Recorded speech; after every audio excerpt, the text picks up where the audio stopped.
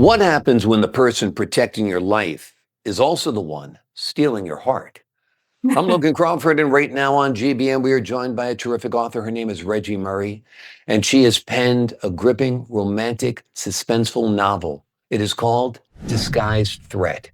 Set against a tension-filled backdrop of Mercy Lake, Florida, this fast-paced thriller blends danger, obsession, romance, and mystery as a stalker closes in and two reluctant hearts are forced to confront both fear and love. Regi, thank you so much for joining me here today. Thank you so much. Great to have you on the show. Marina Elliott is dealing with both fear and hidden feelings at the same time. What made that emotional combination such a compelling one to explore? Well, I know that I myself went through, my family went through stalking when I was young because of my older sister. Her ex-husband wanted to find her. So I thought, wow, I've always been still traumatized, even to this day of, I'm scared to stay in a house by myself. And so I thought this was something that I could put into a book. But I also have always loved romance novels, and so I thought, why not put it all together? Wow. So this is born out of real life experience in many ways, Yes, right? Yeah. yes. That is frightening. Was the stalker allegedly locked up in your sister's case? He disappeared. We don't Well, know what happened to that's him. another solution as long as they Yes. go away. I mean, Yeah. so crazy, crazy. It's such a horrible crime, stalking, Mhm. because you feel vulnerable at any moment because you feel like Yes. you're always being watched, right? Yeah. Yes, you do. As old as I am now, I still sometimes look over my shoulder, but Yeah. I think it really can be traumatizing, especially for a young one, which is I was young when it happened. So. Exactly, exactly. Yes, that was part of your formative years. So fear, Mhm. unfortunately, was ingrained in you a little bit. Nick Mhm. Castillo is Mhm. described as an emotionally guarded and burned out. Talk to Yes. us a little bit about what drew you to writing a reluctant hero who is reluctant to form attachments. Well, I loved murder mysteries when I was growing up, Agatha Christie, Sherlock Holmes, and all that. But I also got into the romance novels, and a lot of the times the guys were kind of brooding and reluctant. So I thought, well, I guess I kind of got into it somehow, and and I thought that's maybe something that might be a good personality for him to start with. But he has good reason to be that way. It wasn't his personality before some things happened. So yeah, so I thought that might be attractive. Yeah, exactly. I mean, it can't all just be easy. Otherwise, there's Right. no story. There has to be a Right. little conflict there, Yes. and that's important. Have you envisioned this as a film or a TV show or anything like that? I have. I think the characters are um exciting enough and fun and Yeah. different that I think it could be, and it could be a fun one. I have multicultural actors in I'm sorry, characters and strange characters, and so I think it could make a great either series or movie.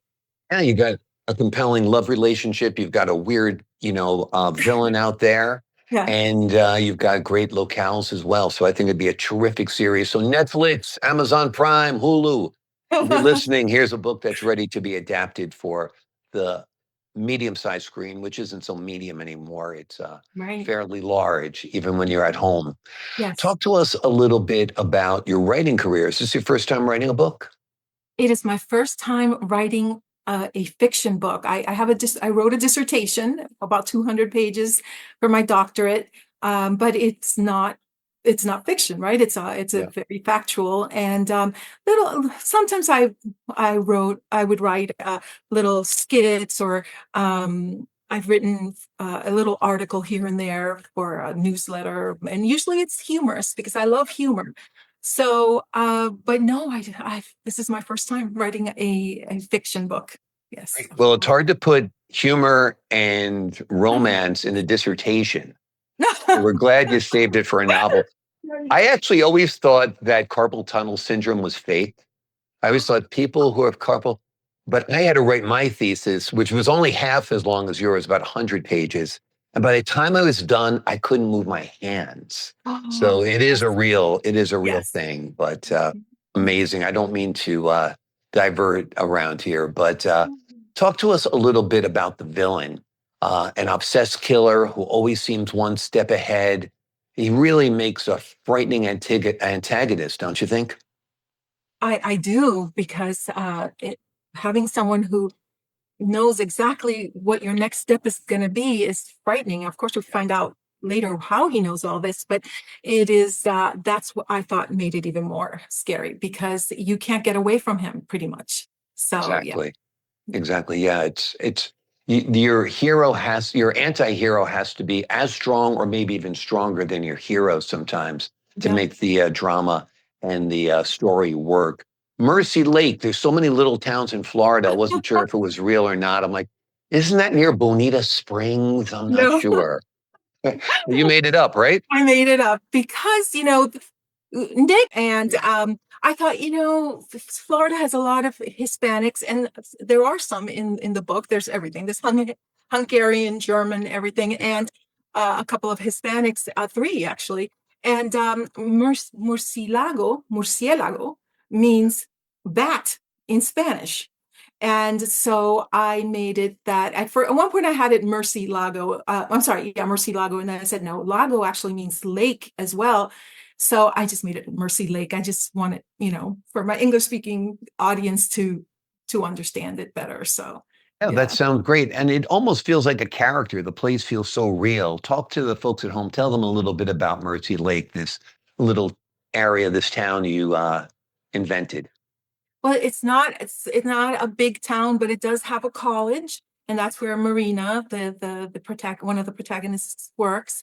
And it's beautiful, but it is a town that used to have a lot of bats in the trees and everywhere. Now there's still a few bats around, but that fits in also with the whimsical part with the police partner Laszlo. So it's just a small town, but it does have a college and it does have a police force and all that. So yeah, Wonderful, wonderful. Do you think you'll continue this story? Do you think this will be part of a series with Nick and Marina? I think that there are enough characters in the book that you could take one of the other characters and make us, write a story around them. And I already have started. There's a different character. There's a character in it that is maybe the protagonist for the next story. Awesome. And do you have a tentative title for that book? I I was thinking something, still going with the threat, so maybe ancient threat or something like that, because Yeah. it could go back maybe many years, some of the story, Yep. but I'm not sure yet. Okay. Well, that's part of the fun, figuring that out. Yeah, When you're writing a story, do you have like an outline in your head of the story arc, or do you kind of figure out as it goes along? I was not plotting at all. I just started writing. I've been writing for 5 years. This story I wrote it for wrote for 5 years, and kept changing and changing it because I'm not. They have plotters and pansters. I guess I'm a panster, and that's someone who I just write and then I go back and edit. So I did a lot of editing as well. No, How no, did your sister take this book since it was kind of based on her experience, her bad experience? you know, it was just published not that long ago, and she has not been able to read it yet. But so it's going to be a big surprise. She Yeah, was here. exactly. Hey, sis, look what I did. Yeah, awesome, awesome. Well, I don't think she'll mind that you were inspired by her troubles because you really came up with a great book. Humor Yes, is part of this book as well. Nick's Hungarian partner is garlic adverse, for example. yes. Talk to us a little bit about why you like humor added to your tense storytelling. I think that when I was young, like I said, I used to read and some of it had humor in it. And then when I was an adult, young adult, I started reading books by Dean Koontz and other authors that had some humor in it. And then again, because I have the side of me that I was always almost like the class clown at home, especially. So I thought, why not? I love to laugh. Let me put a little bit of humor in there too. And yes, Laszlo and his father are, very interesting characters that may or may not be vampires. We don't know, at least not till the end. And I just don't know. I just was the best thing I could think of Wonderful. that would make me laugh. It made me laugh out loud. So, Yeah, absolutely. Yeah, it was great, without a doubt. Talk to us. You mentioned Dean Koontz, but what other authors or classic suspense novels influence your writing style? well, um, I love, I definitely have read books by, as an adult, by, um, let's see, uh, James Patterson. I think that's, oh, I can't think of right Yeah. now, but I love him. I love Alex Cross, but that one's very serious. Hmm. So I would say, Dean Koontz mainly because he has so much humor in different little Yeah. areas. I laugh. And but when I go back, another influence, the names in the book, some of them are influenced by this, the Thin Man. I Hmm. don't know if you saw any of the Thin Oh, Man, yeah. I love William noir. Powell. Yeah. It was a detective, but he had humor as well. And Sherlock Holmes had some Yeah. humor in his. So Exactly. I think it's just a combination of the old and the new, because I love the old movies, and yeah, so Yeah. Very cool. Very cool. And we all are products of our environment. Whatever we enjoy reading or watching somehow influences our work, whether we're yeah. aware of it or not. James Patterson actually has a wonderful masterclass on writing. It's part of the masterclass series. And I've taken a lot of those classes online, and Oh, he really breaks down the writing process like no other writer. So it's wonderful. So that's something for you to put on your watch list, because I I think will you'd really definitely, enjoy it. And yes. it's all him. He does an interview basically and talks about how to write it. And he's always talking about raising the stakes. And you've raised the stakes pretty high in your book as well.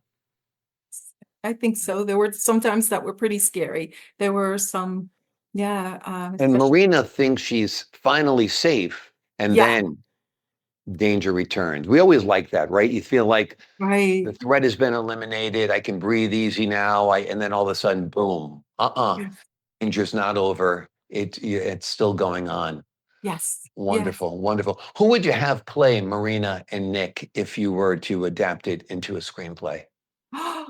Oh boy, I have no idea. I would think I know Sultan, the Laszlo's father, the vampire. I have some people in mind. Like I thought, Chris, oh, I can't think of his last name, but he's an actor who is very, very funny, and he's German, I think, or he has a German accent, and of course they're Hungarian.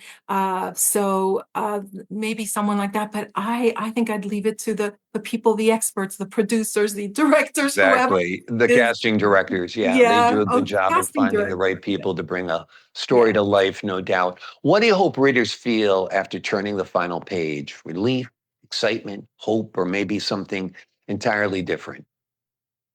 Think they will feel, oh, boy, a little bit of all of those. Yeah. They're just, it's a happy ending, I think. And so, Right. I I think they will want to actually see what happens. I think they're going to want to see what happens in a new book. I think they're Ex- going to want to, see what happens with some of these characters, because even though I say what's going on with them, they want to know. They want to see what happens with them. Absolutely. Maybe they'll be looking over their shoulder a little bit more too because of your book. And that Yes. would be a good thing too, because we all like to be scared.